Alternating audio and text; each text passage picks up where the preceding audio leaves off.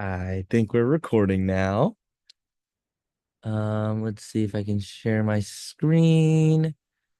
We'll go this one because I like that one. That one looks good. That one, share. Perfect. Think we should be. Let me move over a little bit so I'm not in the way. Hello. My name is Michael Zimmer, and we are going to be talking about Under Armour. Uh, Little company overview. Under Armour is a global sportswear company that makes athletic clothing, shoes, and accessories. It was founded in 1996 by Kevin Plank and is based out of Baltimore, Maryland. This company became popular by creating performance clothing that helps athletes stay dry and comfortable during workouts with products such as heat gear and cold gear. Today, Under Armour competes with the largest companies in the world, like Nike and Adidas, and continues to focus on innovation and performance.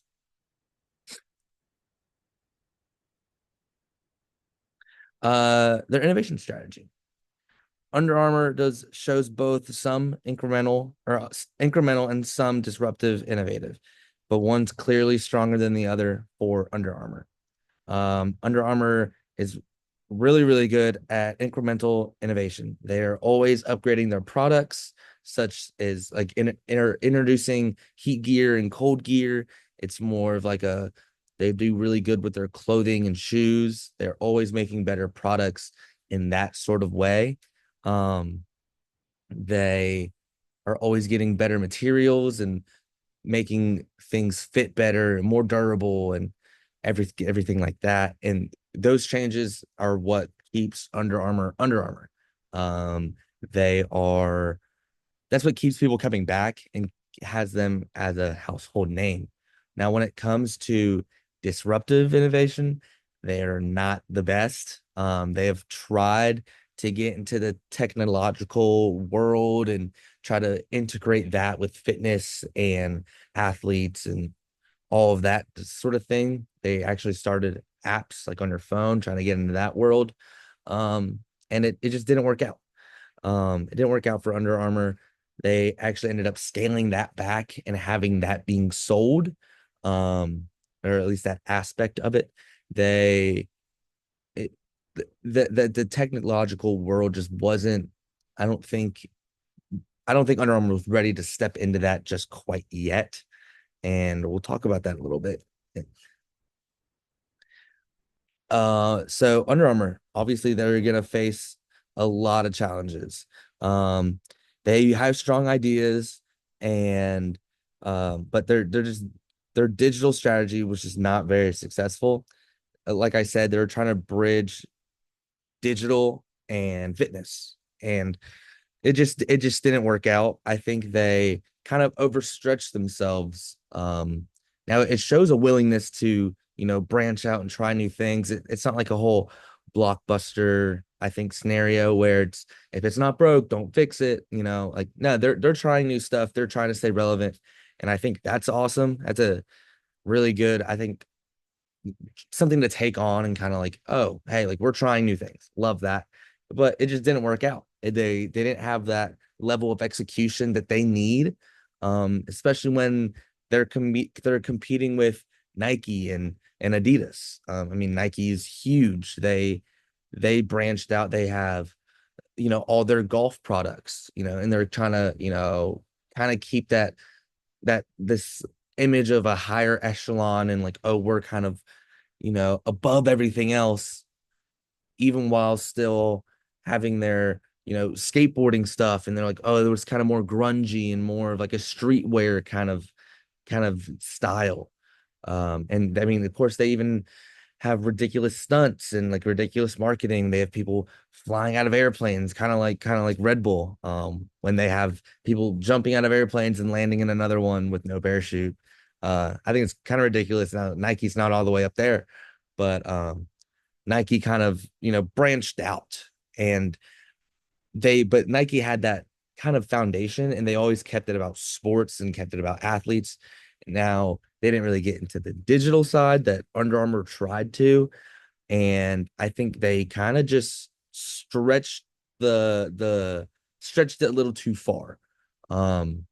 They kind of need to build that foundation of, well, now let's integrate some sort of technology. Now let's get digital. We gotta, they're kind of more sporadic with their innovation. It's kind of like throwing pins all over the place instead of just focusing on a small little bubble, throwing a bunch of pins and just kind of expanding that bubble, kind of gradually. Um, I think that that would have worked better for Under Armour, but I guess I'm not the CEO, so I'm not the one making those calls. Um, some of the management issues they have, they are, like I said, kind of like all over the place. They don't know what they're doing. Like they know what they're doing. They don't know what direction to head into, and that kind of leads to employees kind of not knowing. Oh, hey, like what if like, oh, are we focusing on a shirt today? Or are we focusing on an app today? It's two completely different things. We haven't bridged that gap yet. And when you have no sense of direction in that way, of course you're gonna adapt slowly to this insanely hyper speed changing market of the sports world. Um, they've done really well with athletic partnerships and things of that nature, but Nike's sponsoring, they have a new skateboarder almost, every 6 months. They have a new stunt driver. They have, and then of course they're signing new basketball players every year. And it's ridiculous. It's changing so quick. You never know who's gonna, just blow up and be a household name. And when you're more focused on what are we doing today, what are we doing today, you can't really focus on that. And that just leads to confusion across the board. Um, it's kind of hard to talk about, should we sign this awesome NBA player? Oh, but now let's talk about this digital app. It's all over the place. Um, and that's okay. I think that's, I just think that's why it failed. Now, Under Armour did a bunch of things right. I think they are definitely one of the big three of sports world. Um, They obviously have huge brand identification with literally everyone. I think everyone in middle school kind of had an Under Armour shirt with the U of A right in the middle of the chest. I had one for probably every color of the rainbow, and I tried to match that with my shoes. And I was wearing Sperry's or something like that. And middle school, when I was in middle school back in 20, 30 years ago. But yeah, the brand recognition is definitely there for Under Armour. They are definitely a household name. Um, but they also have, athlete partnerships. I know they were close to signing Cooper Flag, which is at the new rookie in the NBA, he's killing it right now. He's actually at Puma. So he was definitely, on their radar. But I know back in, I think I want to say 2018, around then, maybe, yeah, it would have been around 2018. They signed Steph Curry, and they had the Curry threes, and like that shoe made them so much money. And that's great. And I think they're kind of waiting for that next athlete to kind of blow them up.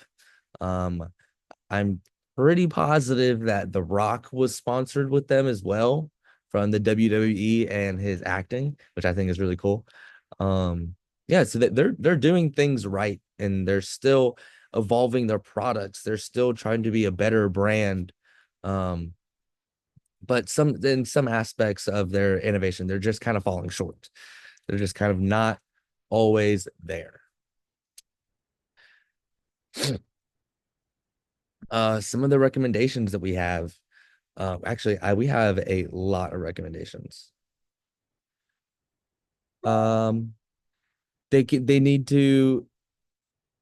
Oh, we think Under Armour can improve its innovation and change management in a lot of different and important ways. First, the company should create separate teams for exploration and exploitation. This means having one group focused on improving current products and operations, while another group focused on only on new ideas and future growth. This would be awesome for Under Armour. I think Samsung does this really well. They actually have two separate buildings just for let's better our products. Let's make new products. And I think that'd be a great move for Under Armour, especially if they want to get into the kind of technological world of fitness. Fitness is quite literally everything right now. I mean, even have Pop Tarts making protein Pop Tarts. It's all about protein, and it's all about staying green and moving, and 10,000 steps a day. It's huge in marketing right now for at least my generation. Everyone kind of is caring. Of course, the growth of the weight loss pills at GLPs, I think they are GLP-1s. Um, it's huge. Obesity is kind of on everyone's mind. It's like well, I don't want to be obese. I don't want to. So, and I think this could be huge for sportswear companies like Under Armour. They want to get into the technological world. Let's kind of make something that's wearable but also technological. I know actually Nike did this a while back, and I actually had one. It was it was almost like a Fitbit, like that kind of wearable tracking device of like how many steps did you take today? How many calories did you burn today? BMI, heart rate, how did you sleep? There's a bunch of companies like that now. Like, there's now Flip, and there's now Aura Rings. Aura Rings are huge, and they didn't even have any step in the door. I mean, I would say 5 years ago, no one knew what an Aura Ring was. And now you walk around, campus, or you walk around anything, it's like everyone has some sort of tracking device that's like, I walked this amount of steps, I burned this amount of calories today. Garmin's working into that, and they're a watch brand, and they've always kind of been like a timing watch brand, and like, for runners, but now it's more of like a how many steps did you take today, kind of like a daily wearing, kind of for everyone, like inclusion type deal with them. And I think that was huge. They've grown so much from that. I know I live with four other 21, 22-year old males, and we all wear some sort of technology on our wrist or on our fingers every day that kind of track um everything about our fitness throughout the day. And I think that'd be huge, especially right now, if Under Armour could branch into that. If they have some sort of wearable technology, not per se just like a a watch, which it'd probably be the easiest, but let's innovate something in that way that, like, hey, we can bridge our sportswear company with this technological side and kind of explode from there, I would say. Um, I mean, it's absolutely crazy, right? Everyone wants to lose weight. Everyone's, wanting protein and, looking a certain image and kind of looking fit. And I think that would be really good for Under Armour. I think that Under Armour could definitely do something with that. And as long as they kind of hone in on that and stop being so sporadic with, oh, let's start making a watch, and then, oh, let's make something for your shoes, and then, oh, let's make something for let's we always want to be on a steady incline of just, three steps forward, two steps back kind of mentality. That's going to happen, and there's going to be setbacks, and they need to stay consistent and focus on what works for them. Let's integrate maybe some of our best-selling products like our heat gear, like our cold gear, into some sort of tracking, system, if you will. And it kind of just, I think it would just kind of grow from there. Um, yeah, I think that'd be really great for Under Armour. Just having something that's more honed into them, kind of growing that bubble into something rather than just throwing darts at a globe and kind of seeing where you're going. Final takeaways. Under Armour, huge ideas, great ideas, not willing to expand and willing to take risk and willing to put their brand on something that's not necessarily a shirt or some shoes. Um, but in the end, they always miss that final execution mark, if you will. They need to be more consistent. Um, they worked on the app for, I think it was 2.5 years, 3 years, and it ended up just kind of not going anywhere. They kind of just disbanded it and sold it. And they drew back from it at first, and then they just sold it, and they're like, all right, we're not doing that anymore. If we're going to invest that amount of time into something, let's see it all the way through. Stay consistent with it. Why not? There are losses and there time involved and money involved and resources involved. You know, it'd be cool to see something new roll out of Under Armour, kind of something like that, something to the public. Um, I think they still have great potential, especially right now. Oh, especially right now.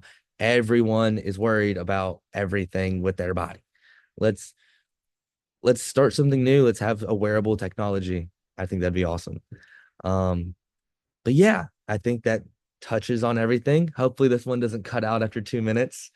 Um, my name is Michael Zimmer again. If you have any more I guess key points I should touch on, I'm available until 3 today. I am supposed to be walking in the commencement walk today. I graduate tomorrow, which is crazy. I can't believe it's all over. But yeah, thank you so much. I really appreciate this second opportunity, and I hope you have a great rest of your day. I don't think I know how to stop recording, so I think you're just going to ride with me just a little bit more. Oh, maybe.